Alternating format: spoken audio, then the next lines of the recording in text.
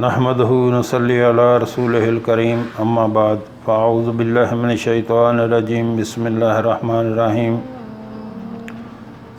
محترم ناظرین السلام علیکم ورحمۃ اللہ وبرکاتہ۔ رسول اللہ صلی اللہ علیہ وآلہ وسلم نے فرمایا، تم نیکی کے کام کو حقیر نہ سمجھو، تو اپنے بھائی سے خندہ پیشانی سے بھی ملنا بھی نیکی ہے، اور اپنے ڈول کا پانی اپنے بھائی کے برتن میں ڈال دینا بھی نیکی ہے۔ دو آدمیوں کے درمیان صلح کرا دو، یہ بھی نیکی ہے۔ یعنی کوئی بھی چھوٹی سی چھوٹی نیکی کو بھی جو ہے وہ حقیر مت سمجھے۔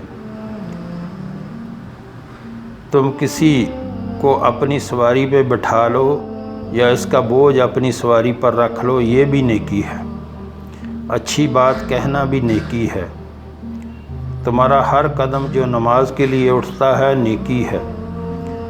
راستے سے کانٹے پتھر ہٹا دینا بھی نیکی ہے۔ ایک دوسری حدیث میں ارشاد ہوا کہ تم اپنے جاہ و مرتبہ سے کسی آدمی کو فائدہ پہنچاؤ، یہ بھی نیکی ہے۔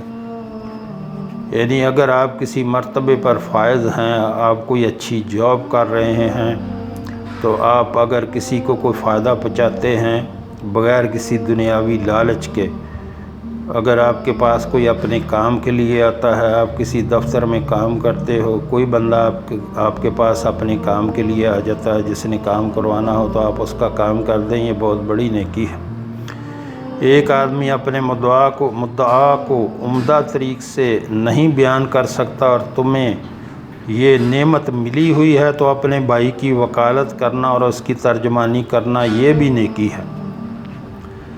یہ محترم ناظرین، اس کا مطلب ہے یعنی یہ کوئی جیسے وکیل وغیرہ ہوتے ہیں، اگر عام ایک آدمی ہو، اس کا کوئی کام رکا ہوا ہے، اس کو قانون کا نہیں پتہ، تو وہ وکیل اختیار کرتا ہے، تو وکیل اگر ایمانداری سے اس کا مقدمہ لڑے اور اس کی مدد کرے تو یہ بہت بڑی نیکی ہے۔ اور کہتے ہیں کہ ساری رات مسلح پہ بیٹھ کے عبادت کرنے سے بہتر ہے کہ اگر صبح آپ کسی اپنے مسلمان بھائی کی کوئی حاجت پوری کر دیں، اس کی کوئی مدد کر دیں، اس کا کوئی کام رکا ہوا ہے، اس کے ساتھ جا کے اس کا کام کروا دیں، تو یہ ساری رات کی عبادت سے یہ افضل ہے کہ آپ کسی اپنے مسلمان بھائی کی مدد کر دیں، اس کی ہیلپ کر دیں، اس کا کوئی کام رکا ہے تو وہ کروا دیں۔ تمہارے پاس علم ہے تو دوسروں کو صحیح بات بتانی بھی یہ ایک نیکی ہے۔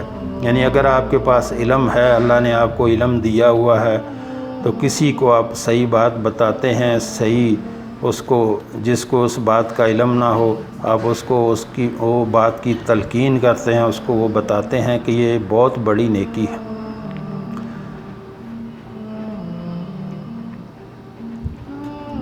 ہر مسلمان پر صدقہ کرنا لازم ہے۔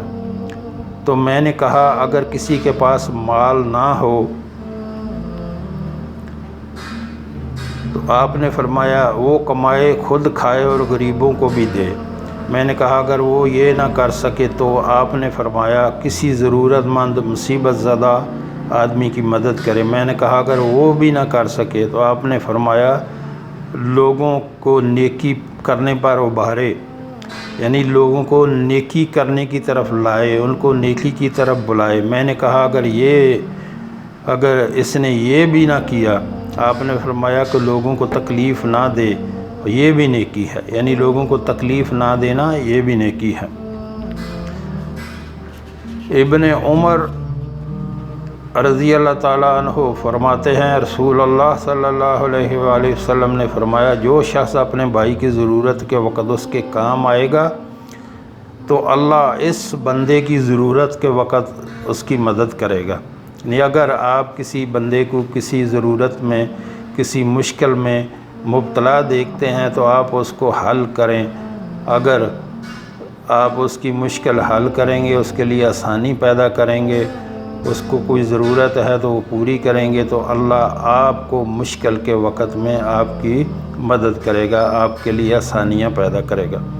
ایک حدیث میں ارشاد ہوا کہ اللہ نے اپنے کچھ بندے لوگوں کی ضروریات پورا کرنے کی خاطر پیدا کیے ہیں۔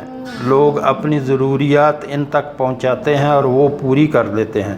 یہ لوگ قیامت کے دن اللہ کے غصہ اور عذاب سے محفوظ رہیں گے۔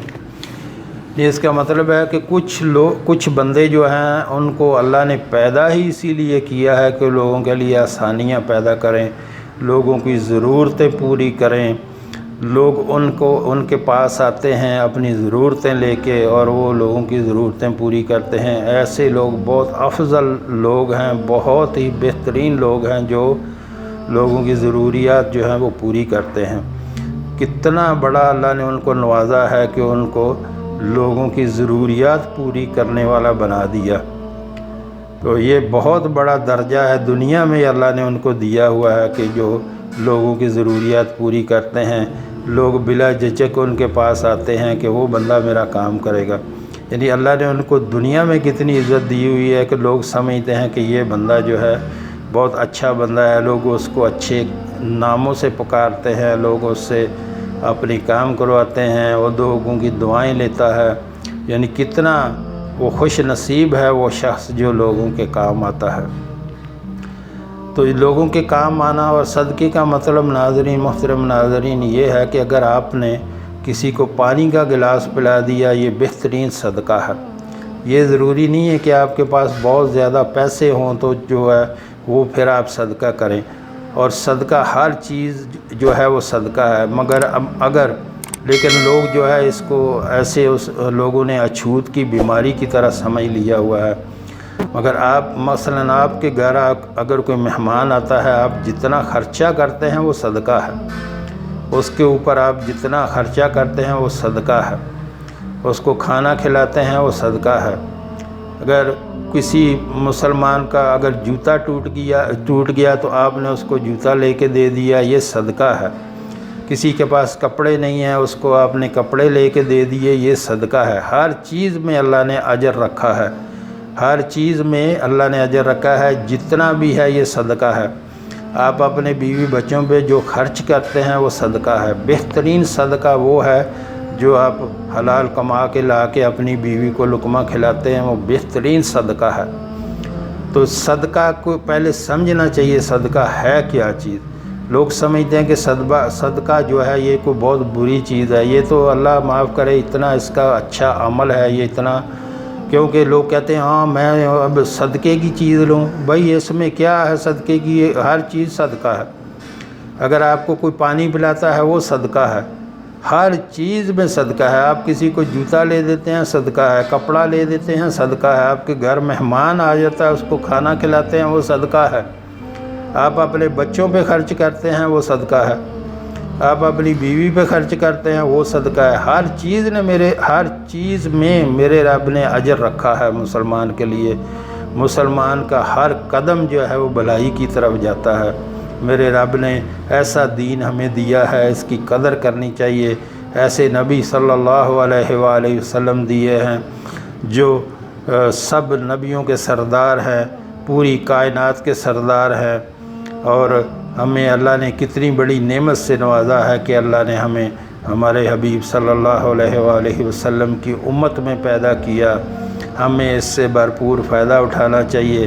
ہمیں ہر وقت ان کے ساری زندگی ہم ان پہ درود شریف پڑھتے رہیں تو ان کے احسان ہم نہیں دے سکتے ہمارے نبی صلی اللہ علیہ وآلہ وسلم کے، جو انہوں نے ہمارے اوپر احسان کیے ہیں، خود مارے کھا کھا کے ہم تک جو ہے دین پہنچایا ہے۔